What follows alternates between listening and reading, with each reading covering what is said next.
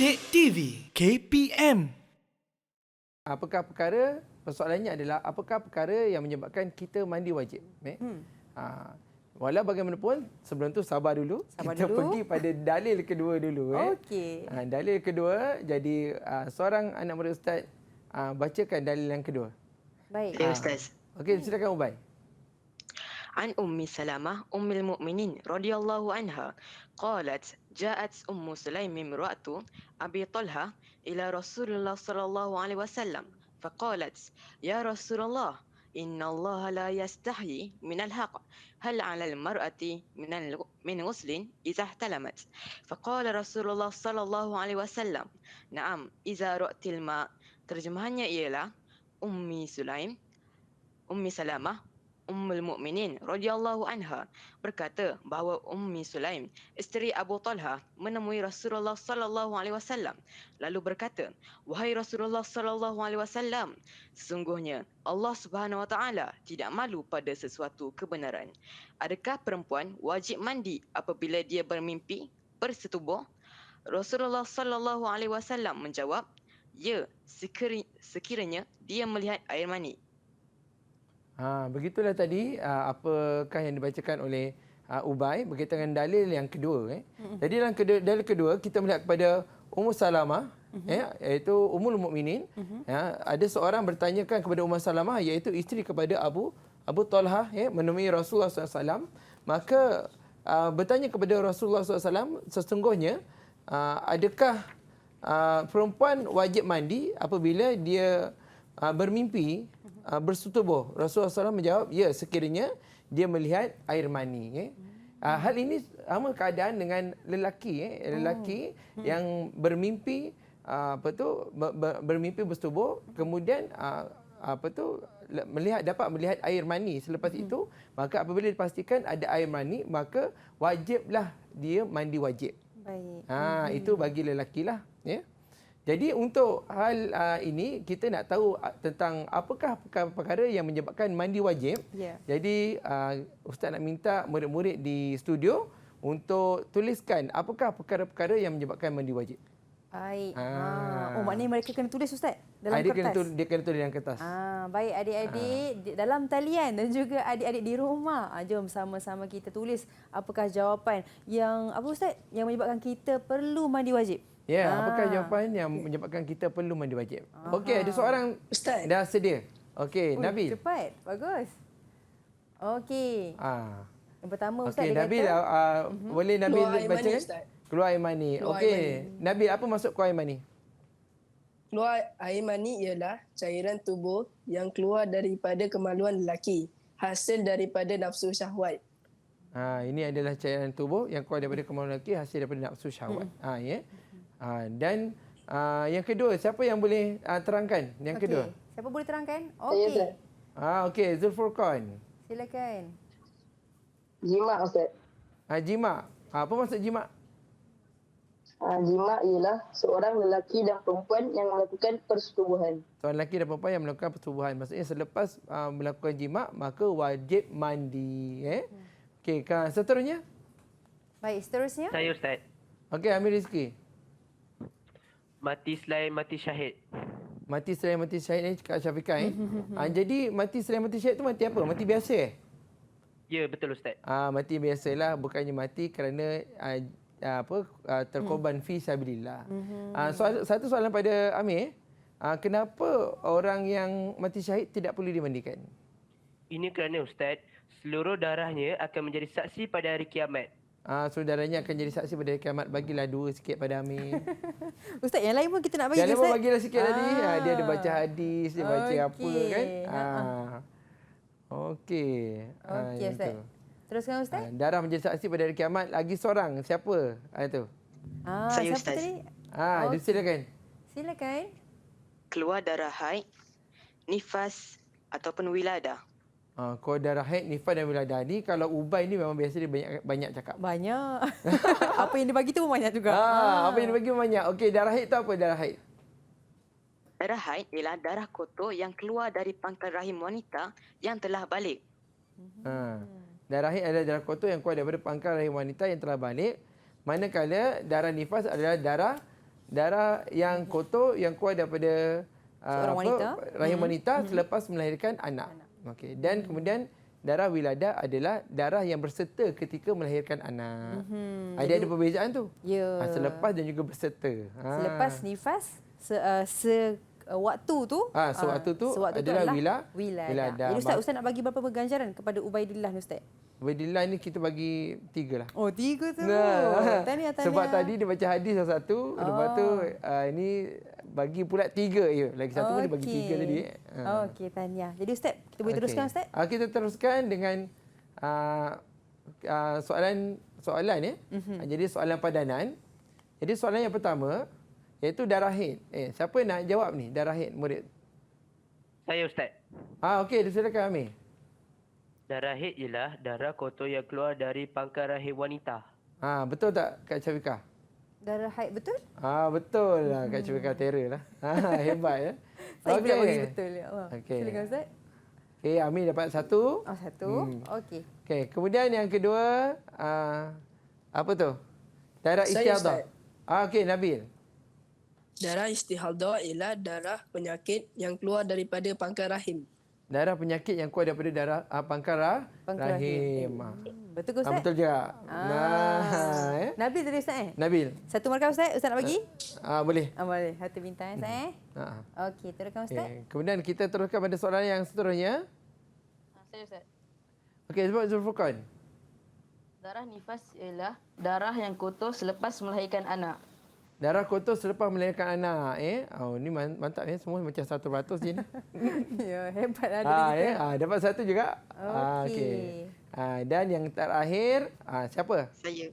Okey, Saya, Ustaz. silakan. Darah wiladah ialah proses melahirkan anak sama ada mengeluarkan darah atau tidak. Darah wiladah adalah proses melahirkan anak sama ada mengeluarkan darah ataupun tidak. Okey, kita tengok Kak Syafiqah sama juga betul Baik. Ustaz nak bagi ganjaran Ustaz? Okey, kita bagi 1. 1. Okey. Cuma di sini ada penerangan sedikit tentang darah istihadah. Darah istihadah ini iaitu darah penyakit. Kalau darah haid, jika darah haid, dia punya keluar adalah hari pertama hingga hari ke-7. Itu biasanya. Kemudian hari ke-7 hingga ke hari ke-14. Lebih daripada hari ke-14 tu, maka dia akan jatuh kepada darah istihadah. Maka darah istihadah wajib solat. Darah haid tak wajib solat. Itu beza dia. Baik. Antara wajib dengan tak wajib lah Ustaz. Wajib dengan jadi tak wajib. perempuan ni kena orang kata Ustaz ambil maklum lah tentang hari-hari kedatangan Orang haid. perempuan ada kalender tak? Kalender? Ada, pasti kena ada kalender tau. potong Sebab kalender potong sebab tak sabar nak solat. Oh, Masya Allah. Hebat. Hebatnya. Saya Okey. rindulah nak solat. Okey, Ustaz. Okey. Jadi ada satu soalan Ustaz nak tanya. Sebenarnya siapa yang cakap balik, nak ulang balik. Apakah perbezaan antara darah haid dan juga darah istihadah yang tadi Ustaz cakap tadi? Siapa nak cakap? Siapa nak bagi jawapan? Siapa tu? Saya Ubay. Ubay. Ubay lagi. Nampak tak? Kan? Ya, nampak. Okey, silakan Ubay. Okey, Ubay. Silakan. Darah haid ialah darah kotor yang keluar dari pangkal rahim wanita yang mewajibkan mandi wajib. Darah istihadah pula ialah darah penyakit yang keluar dari pangkal rahim wanita. Ia juga keluar selain daripada waktu haid dan nifas. Ia juga tidak mewajibkan mandi wajib. Ia juga tidak mewajibkan benda wajib. Kalau bagi saya bagi 10 markah ni kalau saya cikgu dia. Ni kita bagi Kak Syafiqah bagi markah kat dia Ini sendiri. tak, Ustaz bagi. Saya bagi. Ini Ustaz yang bagi. Kita bagi 2. Bagi 2. Tahniah Ubay. Okey, Ustaz boleh teruskan Ustaz? Okey. Jadi itu tadi yang kita dah ulang dalam 2 ke 3 kali tentang apa itu darah haid dan apa itu darah istihadah. Okey, seterusnya Nabil minta bacakan. Darah haid ialah darah kotor yang keluar dari pangkal rahim dan keluar selain daripada waktu darah istihadah. Darah istihadah ialah darah penyakit yang keluar dari pangkal rahim wanita. Darah ini keluar pada waktu selain waktu haid dan nifas. Darah istihadah bukan perkara mewajibkan mandi. Darah haid pula darah mewajibkan mandi. Itu kita dah jelas lah. Cuma tentang perkiraan istihadah ni Kak Syafiqah, kita memang kena rujuk betul-betul lah. Baik. Kadang-kadang kita tak pasti, maka kita rujuk pada doktor. Bila tahu, oh itu mungkin darah istihadah, darah penyakit. Baik. Bila dah lama sangat, nanti kering pula darah. Baik Ustaz. Okey. Jadi seterusnya, kita akan merujuk kepada larangan semasa berhadas, larangan ketika berhadas besar bagi lelaki dan juga perempuan. Larangan pertama, murid-murid di rumah dan juga di studio, iaitu solat fardu dan juga solat sunat. Ini tak boleh dilakukan lah. Satu tadi saya cakap rindu. Kemudian larangan kedua iaitu berhenti atau duduk dalam masjid. Berhenti ataupun duduk dalam masjid. Ini adalah larangan yang kedua. Ustaz, Ya. saya ada soalan. Zulfurqan, okey. Apa soalannya? Bolehkah wanita yang sedang haid memasuki masjid di ruangan solat untuk menghadiri majlis ilmu? Itu soalan tu. Saya pun nak tanya soalan yang sama. Bolehkah Ustaz? wanita yang sedang haid masuk ke ruang solat untuk mengikuti majlis ilmu? Kan biasa perempuan nak ikut majlis ilmu kan? Jadi di sini ada dua pendapat. Pendapat yang pertama, memang diharamkan. Memang diharamkan untuk berada dalam masjid kerana memegang pada surah An-Nisa ayat 43 yang menyatakan bahawa seorang lelaki yang mabuk tidak dibenarkan menunaikan solat selagi mana dia sedar, dan tidak dibenarkan orang yang berada dalam keadaan junub masuk di dalam masjid. Itu. Dan kemudian pendapat yang kedua, dibenarkan masuk ke dalam masjid kerana manusia itu bukannya najis.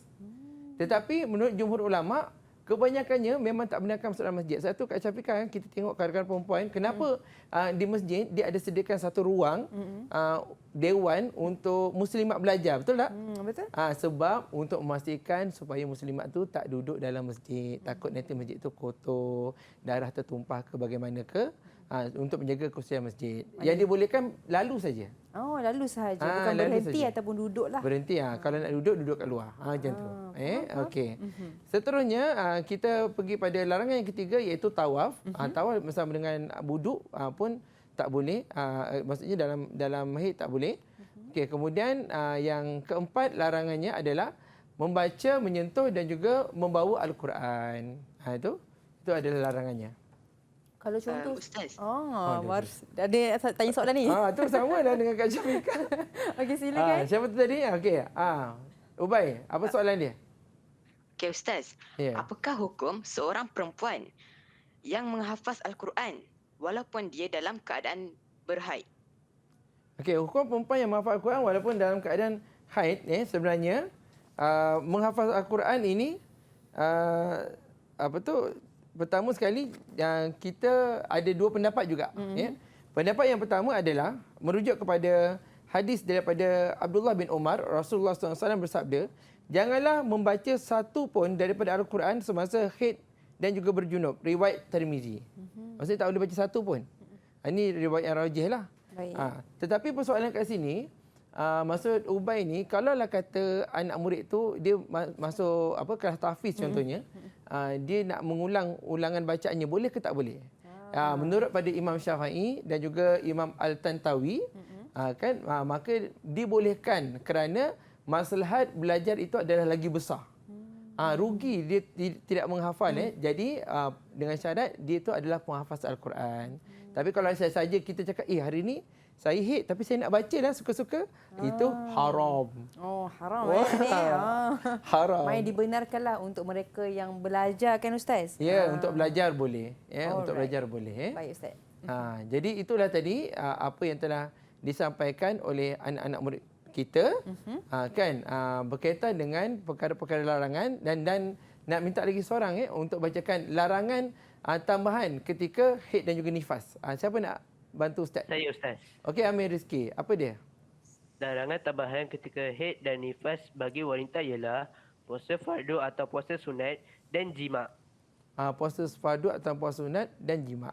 Jima' ni kena jaga-jaga ni waktu bulan puasa ni. Berjima' suami isteri, maka dia kena kifarah. Lagi banyak kan Ustaz? Dan dia perlu dibayarkan. Banyak kena bayar. 2 bulan puasa berturut-turut. Apa lagi? Beri makan pada 60 orang fakir miskin. Didik TV KPM